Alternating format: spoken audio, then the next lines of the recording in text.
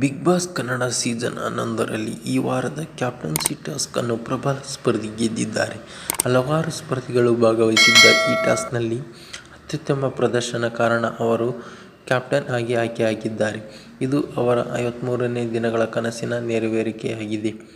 ಪ್ರತಿ ವಾರವೂ captaincy task ರೋಚಕತೆ ಪಡೆದುಕೊಳ್ಳುತ್ತದೆ. ಯಾರು ಮನೆಯ ಕ್ಯಾಪ್ಟನ್ ಆಗುತ್ತಾರೋ ಎನ್ನುವ ಕುತೂಹಲ ಇರುತ್ತದೆ. ಈ ವಾರವೂ ಕ್ಯಾಪ್ಟನ್ಸಿ ಓಟ ಸಾಕಷ್ಟು ಕುತೂಹಲಗಳನ್ನು ಸೃಷ್ಟಿ ಮಾಡಿತ್ತು. ಈ ಬಾರಿ ಯಾರು ಕ್ಯಾಪ್ಟನ್ ಆಗುತ್ತಾರೆ ಎನ್ನುವ ಪ್ರಶ್ನೆಗೆ ಉತ್ತರ ಸಿಕ್ಕಿದೆ. ಹನುಮಂತ ಅವರು ಬಂದ ವಾರವೇ ಕ್ಯಾಪ್ಟನ್ ಆಗಿದ್ದರು. ಅವರಿಗೆ ಕ್ಯಾಪ್ಟನ್ಸಿ ಓಟ ಕೊನೆಯ ಕ್ಷಣದಲ್ಲಿ ಮಿಸ್ ಆಗಿದೆ. ಈ ಬಾರಿ ಬಿಗ್ ಬಾಸ್ ಮನೆಯಲ್ಲಿ 2 ತಂಡಗಳು ಮಾಡಲಾಗಿತ್ತು. ಶೋಭಾ ಒಂದು ತಂಡಕ್ಕೆ ನಾಯಕಿ ಆದರೆ ಭವ್ಯಗೌಡ ಅವರು ಮತ್ತೊಂದು ತಂಡಕ್ಕೆ ಕ್ಯಾಪ್ಟನ್ ಆಗಿದ್ದರು. ಎರಡೂ ತಂಡಗಳ ಮಧ್ಯೆ ಭರ್ಜರಿ ಫೈಟ್ ನಡೆದಿತ್ತು. ಅಂತಿಮವಾಗಿ ಶೋಭಾ ಶೆಟ್ಟಿ ತಂಡದವರ ಬಳಿ ಹೆಚ್ಚಿನ ಹಣ ಇತ್ತು. ಶೋಭಾ, ಮಂಜು, ರಜತ್, ಹನುಮಂತ, ಚೈತ್ರಾ ರೇಸ್ನಲ್ಲಿ ಇದ್ದರು. ಟಾಸ್ಕ್ನಲ್ಲಿ ನೀಡಲಾಗಿತ್ತು. ಈ ಟಾಸ್ಕ್ನಲ್ಲಿ ಮಂಜು ಅವರು ಉತ್ತಮವಾಗಿ ಆಡಿ ಕ್ಯಾಪ್ಟನ್ ಆಗಿದ್ದಾರೆ. ಈ ಮೂಲಕ ದೊಡ್ಡಮನೆಯ ನಾಯಕತ್ವ ಪಡೆದಿದ್ದಾರೆ. ಅವರು 53 ದಿನಗಳ ಕನಸನ್ನು ಈಡೇರಿಸಿಕೊಂಡಿದ್ದಾರೆ.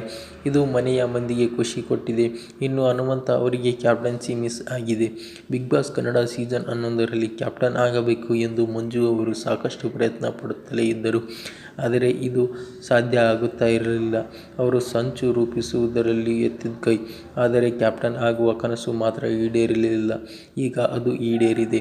ಮಂಜು ಅವರು ಈ ವಾರವೂ ಉತ್ತಮವಾಗಿ ಆಟ ಆಡಿದ್ದರು. ಸಖತ್ ಅಗ್ರೆಸ್ ಆಗಿ ನಡೆದುಕೊಂಡಿದ್ದರು.